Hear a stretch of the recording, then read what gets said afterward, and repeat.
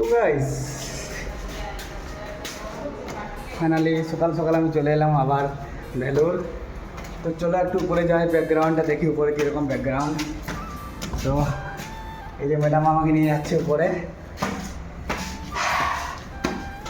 দুদিন রেখে আমি চলে গেছিলাম, কারণ আমার দুদিন ডিউটি ছিল। আজকে সানডে, আজকে ডিউটি নেই, তা আবার চলে এলাম। তো এই যে দেখছো তোমরা চারিদিকে রুম আর রুম। যদি কারো সিএমসি হসপিটালে আসা দরকার হয় তাহলে এখানে রুম নিতে পারো।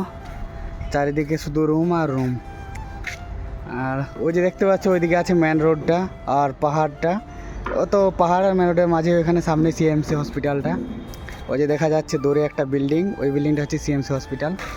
যার যেমন পছন্দ সেরকম রুম নিতে পারো। ম্যাডাম আমাকে দুদিন দেখতে পাইনি বলে কী অবস্থা দেখছে ম্যাডামের। তো বলো দুদিন কেমন খেপে গেছে? দুদিন দেখতে পাইনি বলে ম্যাডাম একদম বলছে পুরো খেপে গেছি।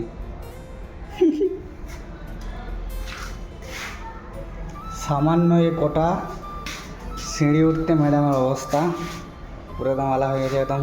আর তারপর বোতলে জল নিয়ে এসে ওই যে দূরে পাহাড়টাকে যাওয়ার ইচ্ছে ছিল, কিন্তু সময় নেই। চলে যাবো, কালকে ডিউটি আছে আবার সকালে। আমার একটু পরে বেরিয়ে পড়বো দুপুরবেলাতে। তো চলো টাটা বাই বাই।